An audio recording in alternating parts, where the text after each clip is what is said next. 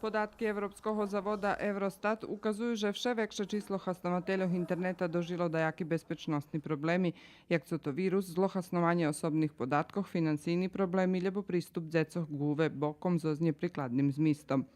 Vše častejše zjavenje i nasilstvo na internetu, kotre doš češko sankcionovac.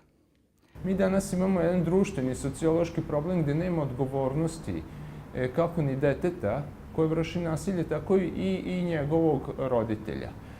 Što se tiče odraslih, oni su svakako zakonski sankcionisani. Svaka punoletna osoba koja izvrši bilo koju prevaru putem interneta ili neku vrstu nasilja, bilo da je nad detetom ili nad odraslom osobom, ona će biti sankcionisana.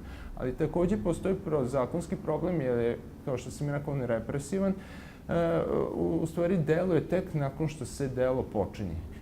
Vše vekše číslo dzecoh osnovnoho i srednjoškolskoho возрасту vyložené riziku na internetu. Preto UNICEF porušal SOS liniju na kotrej dzeci možu prijavic problem i pitac pomoc.